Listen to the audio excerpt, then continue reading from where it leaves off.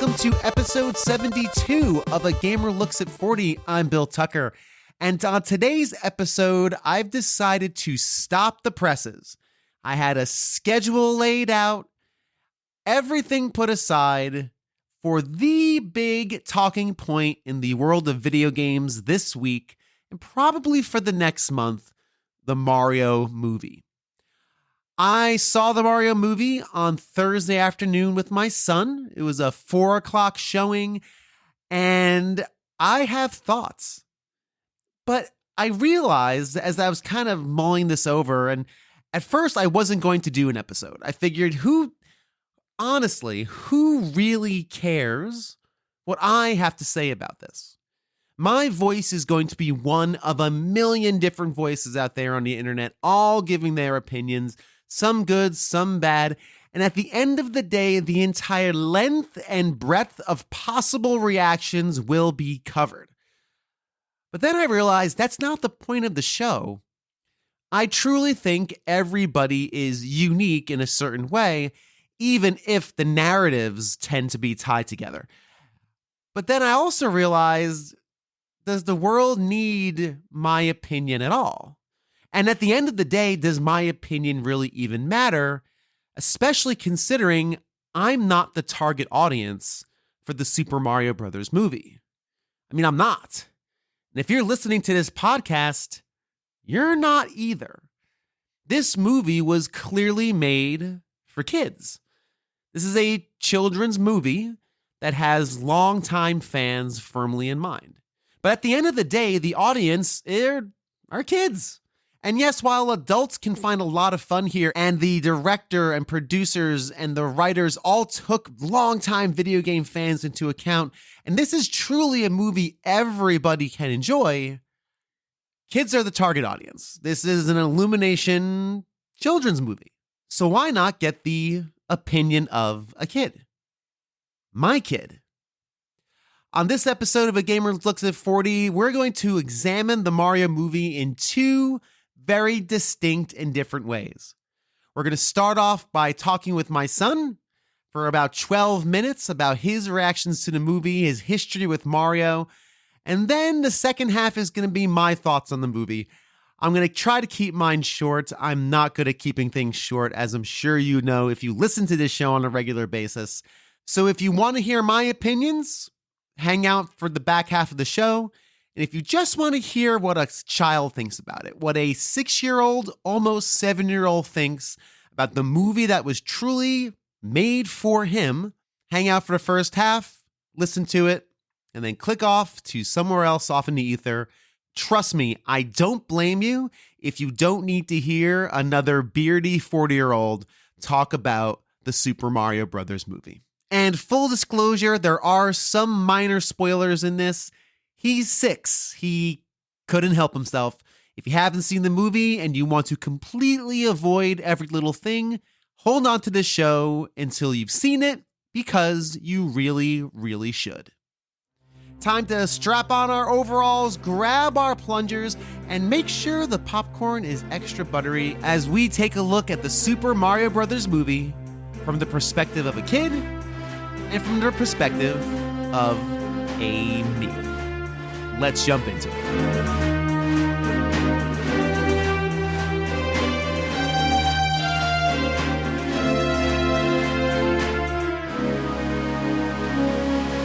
Hello and welcome to episode 72 of A Gamer Looks at 40. I'm Bill, and today we have a very special guest. He is a cleaner of rooms, a player of games, a kicker of kicks in Taekwondo, and swims the occasional pool, the one and only Mr. William Scott Tucker. Hey, Will. Hey, hello. You look a little embarrassed at that introduction, Will. I'm not really. I'm just laughing because you said like cleaner of all bedrooms. He's like funny. Like why would anyone say that? Well, it's true because you just cleaned your room. You did a great job. So, William, we are here to talk about the Mario movie. Now, before we get started with the Mario movie, I would like you to give your best Mario voice. Your very best Mario. Let's go. You can do it. You can do it. No, thank you. No, thank you. What if I do it first? It's me, Mario. Let's go. Nice. There we go. What were you embarrassed about? So, before I talk about the Mario movie, I'd like to get your history with Mario because you've played a lot of Mario games in your day. I know. And how old are you right now? 6. You're going to be 7 in a month. Your birthday's coming up. Yes, that's not too long. Now, what was your first Mario game? Do you remember? My first Mario game was Super Mario 64. So, yes, I think that was the first one you played with me, but remember you played the first Mario game? Remember that one? It's more of like an orange color, and the old Mario. You played Mario 2 with me. That's the one where you pick up the enemies and throw them at the other enemies. Do you remember that one? But I started to play Mario Party. We tried Mario Party. We couldn't get through the tutorial. We need more time. You play Mario 3. I know that. Oh, yeah. You play Mario World, right? Oh, yeah, the one with that little star guy. With what little star guy? That little star guy that was in the movie. Oh, no. That's Mario Galaxy. We did play Mario Galaxy together. Yeah, Mario Galaxy. Mario World's the one we play with your mom. Wait, you mean the one where he has the cape and then he can turn his cape into a parachute? Yep, exactly. That's the one we're talking about, right? But the one you're the best at. There's 2 games you love. What are the 2 Mario games you super duper love? I love the new Super Mario Brothers. Which one, for the Switch? Switch. Yeah. Nintendo Switch. And Mario Kart, and also I have one that I like. What's that? Mario in the Lost Levels. Oh, you're talking about Mario in the Lost Levels. Well, one day maybe. So you love Mario Kart. Yes, I love. And we've beaten together Mario for the Switch, right? Yeah, we've beaten Mario together. That's right. But you got to like World 6 or 7 by yourself. Yeah. And then I helped you with World 8. We did it together as a team. Now, so why do you like Mario games so much, Will? Why do you like them so much? Because they're fun. They don't like jump. And you only have 3 lives. That's perfect enough time. You'll have to try to have a game time to stay alive, because you might stay alive without getting killed. Yeah, that's the whole point, right? You try not to get killed. You try to stay alive and beat the level. But Mario faints, not get killed. Now, when you play Mario games, what's your favorite part about them? Is the running, the jumping, the power-ups, the enemies? What do you like about it so much? Beating the game. Beating the game. Beating the level. Yep. Because I'm looking forward to see if the level if I win the level, then I get to move on to the next level. Then it's just going on and on and on. It's fun. Woo! And you like playing the same levels over and over again. Yeah, because they get better and better. There you go. That's it. That's how it works. In Mario Kart, who's your favorite character? Mario! No, are you in Mario Kart? Yeah. And no, you switch them up a lot, but what's your favorite character in Mario Kart? All of them. You like all of them? Yeah, I like all of them. But if you had to pick one, who would be your favorite? I don't know. You were running Princess for a while. Yeah. And you like Princess. Because my cousins don't like Princess. Well, what did I tell you about your cousins and not liking Princess? It doesn't matter. Only if you like the person you have. Yeah. Does it matter if your cousins don't like Princess? No! Exactly. Of course it doesn't. You're allowed to like whatever you like. So, William, we saw the Mario movie in theaters 2 days ago. Yeah. It's been a couple days. Yeah. What would you think of the Mario movie? What's your opinion? It was awesome, great, amazing, astonishing, awesome! Astonishing. What was your What was your favorite part of the movie? When Mario and Luigi defeat Bowser. Okay. Now, spoiler alert for those who haven't seen it. Mario and Luigi defeat Bowser. I highly doubt that's a big spoiler, considering that's how the games kind of work. No, so all the games work that. Yeah, I mean, they're all kind of work that way. So, William, you liked them that. What other scenes did you really like? I liked when they were going on the carts. So you liked when they were on Rainbow Road? Yeah. Cool. Who was your favorite character in the movie? Mario. You like Mario? Yeah. Why did you like Mario so much? He's one of my favorite characters. Yeah. If you had to describe Mario, like what he does in the movie, who he is as a person, how would you describe Mario? He saves the day. He saves the day? Yeah. How does he save the day? By defeating all the Koopas and Trumps. And also, like, it's like technically with Luigi and Mario save the day. Because they save Brooklyn. They save Brooklyn, that's right. Would you say that they're a team? Yep. I think they're a good team. What did you think about Princess in the movie? Her voice sounded much more different in the game. Did it? Much more different. Okay. Did you mind it, or did it bother you? It was like, what? This is a wholly different kind of voice. Like, what the? Interesting. Who's making this act? Who's doing this voices? What do you think of Bowser? Bowser he had dark, deep voice. Now, I will tell. Do you mind if I tell the audience about what happened when Bowser was singing the song to Peaches? Peaches. What happened when he was singing to Princess Peach? And again, slight spoiler for those. It's a minor spoiler. Okay, you can tell it. You want me to tell them? You tell them. Why can't you? You sure you don't want to tell them in your own words? No, you please. So Bowser is singing the song. He's holding his ears as we speak. He's sitting there with a big goofy grin, holding his ears. He can't even imagine what's happening. He's holding his ears. He's singing Peaches, and he's like, "I love you."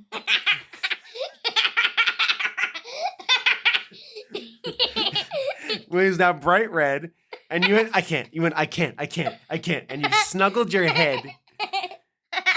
William can't handle mushy gushy stuff. Yeah. Oh boy. So, but other than that, did you find Bowser scary at all? No. That's just Bowser being Bowser. Oh yeah, and I also liked it at the end where he turned to Minnie. I liked it at the end when he turned Minnie. It looked cute. Oh yeah. Remember at the end she was singing the same song? Uh-huh.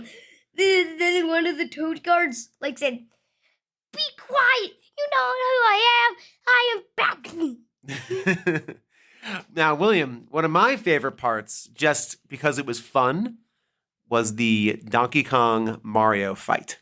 Oh, that's one of my favorites too. Yeah, you like that? Yeah. Why did you like that so much? Because Mario wins. That's true. Won. And what suit did he have on when he won? Cat. Now, you've never played a game with Cat Mario? Yes, I have. Which one? With Thomas. It's called Mario 3D World. Oh, so you've played Mario 3D World? Yes. With Thomas.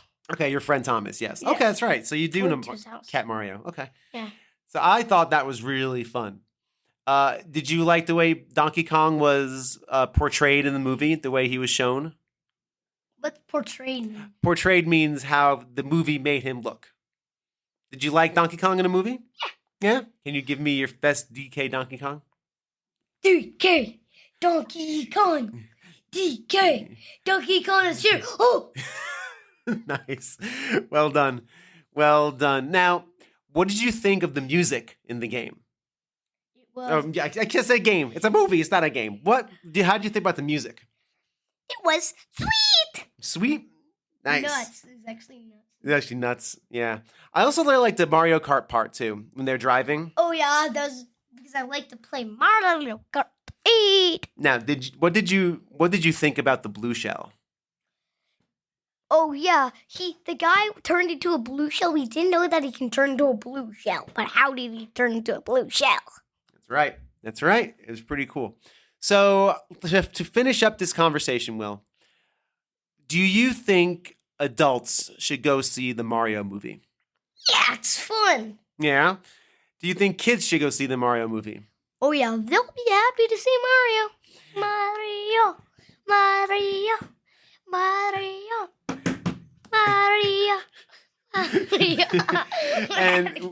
And what if somebody had never seen Mario before? Like never heard of Mario, never played a video game. Do you think they'll still like this movie? Yeah. Yeah, because it's about bad stuff happens, but it turns gooder and gooder and gooder. Okay. Because it starts out like normal because they're plumbers, and then it goes better and better, and then the movie starts to grow better. Yeah. Cool. Awesome. Well, William, I think you really enjoyed it. Are you going to see it again? Yeah, when it comes out. I told you we're not going to see it again in movie theaters. I don't think. Yeah. But when it it comes out on streaming and we can see it on Netflix or whatever, we'll see it again. Or Disney, because Minions have been on Netflix and Disney. So there's two different categories where Minions has been shoot out.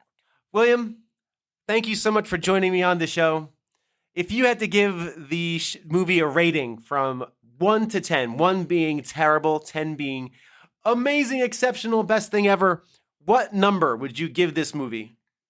1,000. 1,000? That, I think, makes a lot of sense. So let's give the friends at home or whoever listening a good so long, Bowser. So long, Bowser.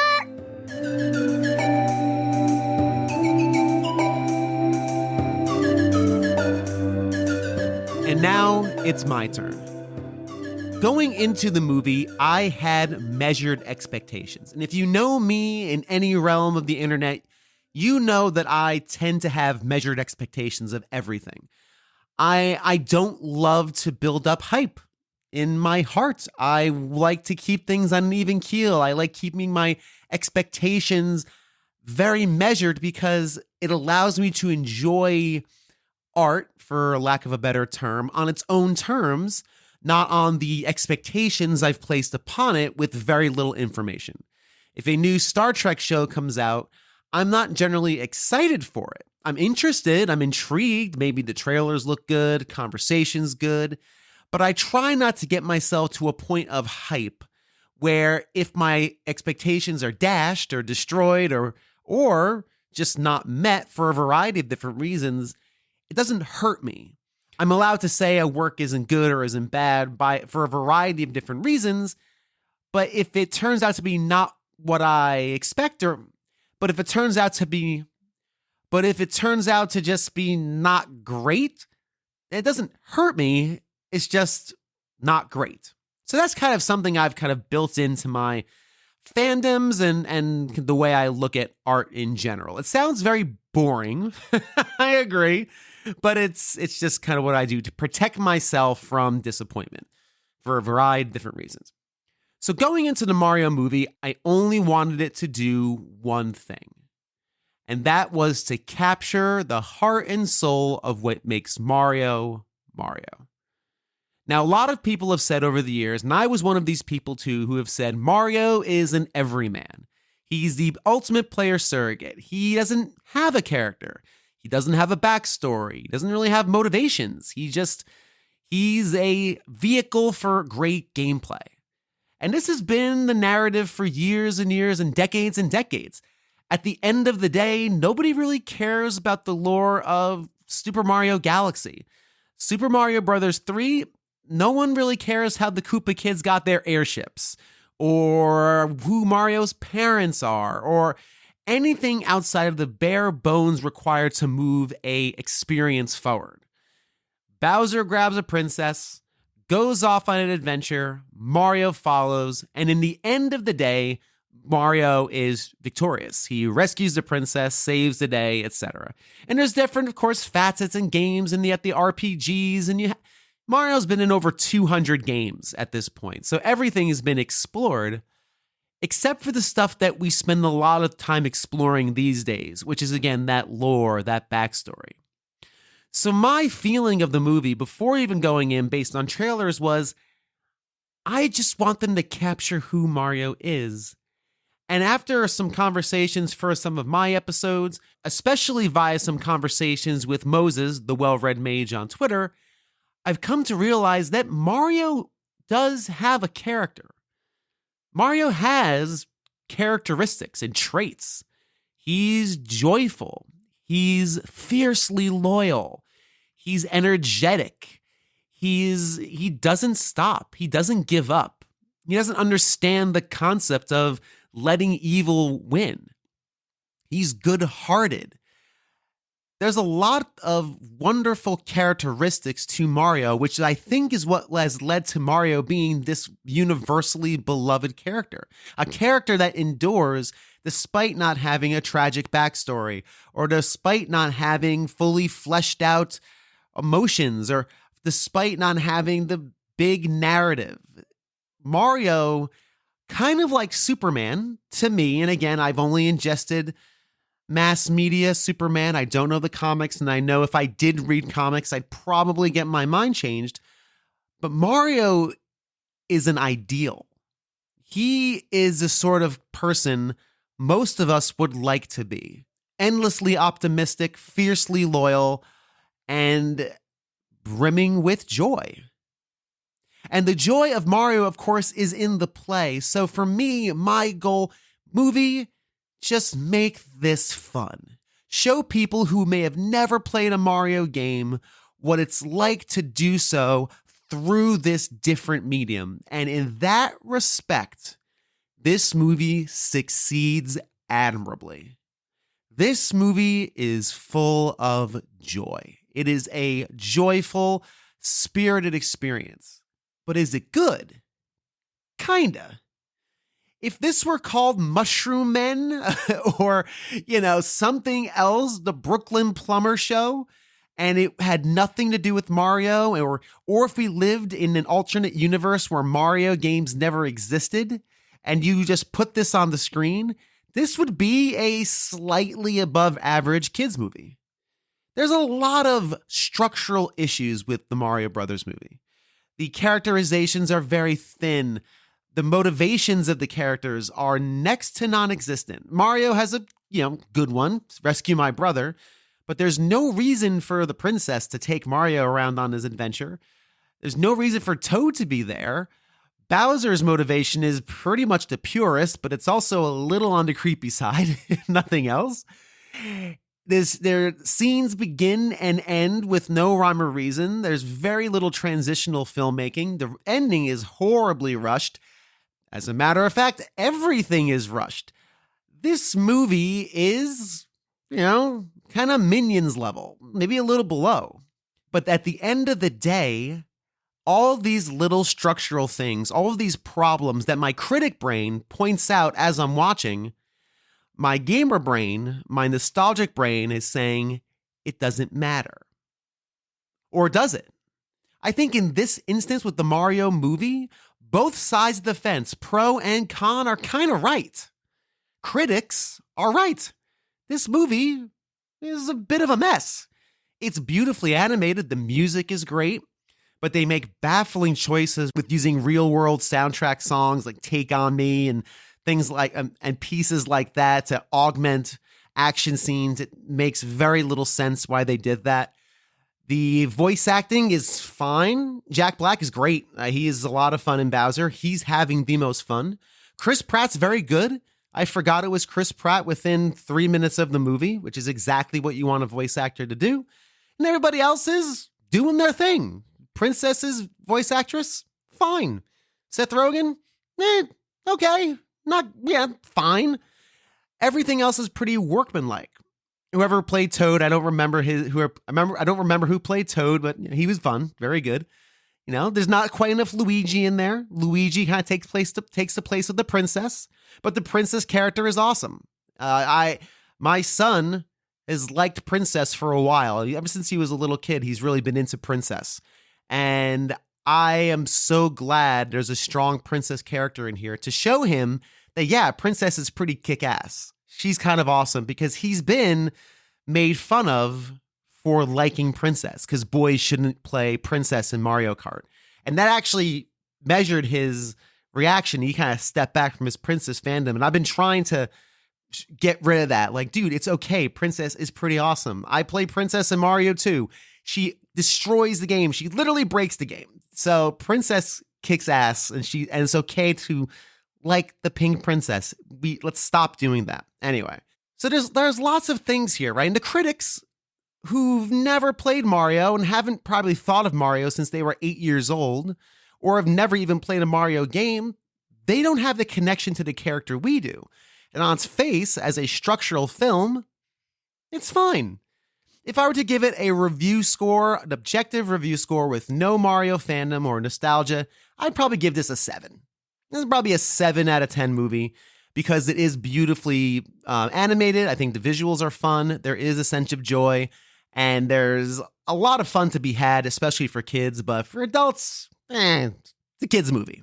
But taking into consideration the goal of the movie, and that's what I think a lot of critics have fallen short on here, is taking into account what was the filmmaker intending to do? What was the artist's intent? A lot of times when we look at art, we think about what we want, but we never consider the goal of the actual person making the work. No one looks at this show and really thinks about what I'm trying to do, nor really should they. They are just experiencing what I create and forming their own opinions, like, dislike, whatever, but not really taking into account what my goal is. Some people do. I honestly think some people really do understand what the show is trying to do, but at the end of the day, many people aren't. They're just experiencing a work and forming an opinion, yay or nay. And that's fine. I do the same thing. But I think when we look at things critically, we also have to consider the source. And I truly think that the motivations of the filmmakers were pure and simple. We want to make a fun Mario Brothers movie that is great for newcomers to the series, fun for kids to enjoy, that keeps the longtime fans in mind, and most importantly, respects their fandom. And in that respect, this movie is incredible. That's why this movie's good. That's why I cannot, in my heart of hearts, as a video game fan, somebody who grew up with Mario, like everybody listening to this show likely has grown up with Mario. This movie had to do those two things: entertain kids, bring them into the Mario fold, excite them, energize them, give them a simple story that has some really good feel-good moments, and honor those who have respected and loved and grown with this character since they were kids themselves. And this movie does both of those things admirably, beautifully, and respectably. It's everything from all the references my kid will never get a hold of, to how much fun it is watching Mario trying to get through the obstacle course, and the Donkey Kong fight is so much fun, and it goes beyond the references and nostalgia, because at its core, it's two brothers who love each other dearly, and Mario doing what Mario does, which is loyalty to his friends and trying to save the day and persevering. I really like this movie. I am looking forward to when it comes onto Netflix or Hulu or HBO Max eventually, and my son's saying, "Can we watch this 100 times?" This will be one of those movies I am likely not going to get sick of watching 100 times. And yes, it's because I love Mario. Why would I not? But I also really do connect with the fact that this character, who has survived the ages, survived the decades, you can count on two hands the amount of characters in media that have survived as long as Mario, and it has had the cultural impact and had an unwavering cultural impact that never had an ebb and flow, that just continued on in the hearts and minds of gamers spanning the last 30-something years. There's a reason for it, and I'm really glad that this movie continues that momentum. Is it perfect? No. Is it a structurally good movie? It's fine. And at its face, is there a bunch of problems? Absolutely. And we can go on for days and days about it. I could put my cranky critic hat on. I was a film critic for 10 years. I can't shake that piece of my brain. But what I can also do is tell that piece of my brain, relax. This is fun. And fun is good. And sometimes with a movie, it's okay to aim small, miss small. And that's what the Mario movie does great. And that's why this Mario movie is one that fans old and new alike should celebrate and enjoy for a good long time. Thank you so much for listening to this edition of A Gamer Looks at 40. We have a great couple of months planned for you, so be sure to keep it here. And until next time, let's all try to be just a little bit more like our favorite Italian plumber.